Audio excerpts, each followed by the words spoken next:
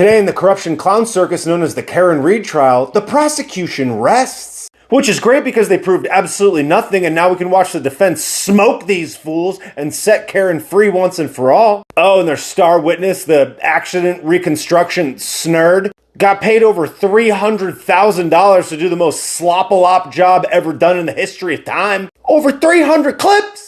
They spent an entire day of this guy showing diagram and renderings and all this other malarkey about how John's car and Karen's car definitely didn't crack the taillight.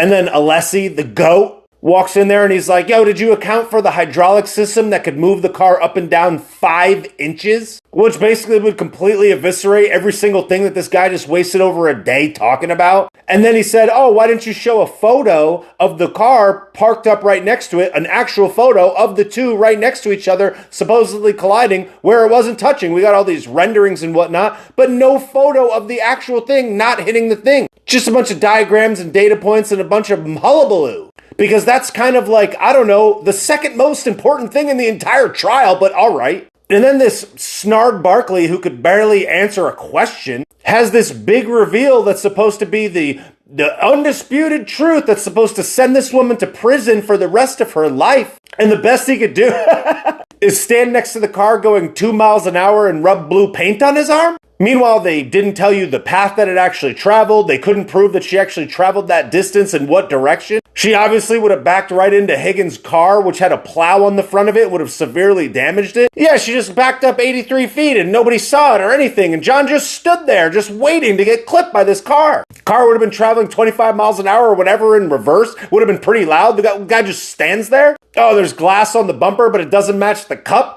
Cool. I guess glass just sits on a bumper for 60 miles on the back of a flatbed truck and for 48 hours while she drives over to her parents' house. Oh, and so does a strand of hair. It's magic hair. It's magic glass. The glass doesn't match the glass, but okay. This clown has the audacity to come on there and show you the big test, the big reveal that proves that she actually hit him, and it's just him getting bumped with blue paint. This whole thing is such a farce, and I just can't wait for these dudes to call their witnesses and absolutely smoke these clowns. Like, this dude got paid $300,000 and he didn't even run a test with a crash test dummy that fit the body description of John O'Keefe. You couldn't even buy a dummy to show him. Oh, it would have broken the taillight. We would have only got 2 hits at it. Well, you could have showed us, dude. No fancy diagrams, no fancy nothing. This whole thing is a farce clown show. And the fact that it's even gone on this long is disturbing, to say the least.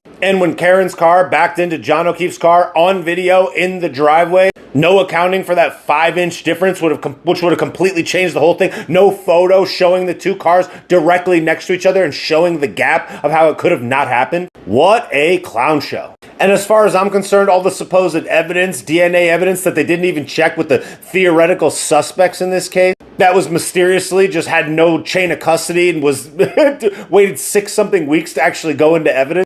Pure clownery. It's like, even if you could have possibly proven that there was a way that the original taillight didn't get cracked, which I'm not convinced at all by what this dude wasted our time talking about. But the one thing that matters more than anything else, whether or not the collision occurred, the best they did is blue paint, no dummy. And these clowns want to suggest that the spoiler on the back of the car is what cut John above his eye. Yeah, no big deal, guys. Just a 6,000-pound car going 23 miles an hour in reverse for 80 feet hits him in the face, and it just cuts his eye, dude. Oh yeah, and there's no other bruises or broken bones or nothing on his body.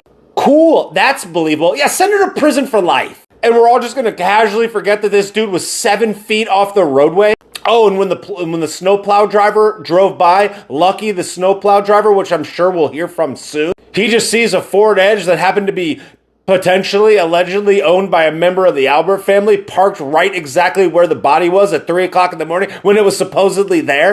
Yeah, this is all believable, guys. Oh yeah, and everybody just butt-dialed each other, and there was just all this mysterious, suspicious behavior, and then the big reveal, the big crash, and there's not even a dummy to show how it could have happened. Now, just believe this nerd. Just believe this fumbling, bumbling nerd type that got paid $300,000.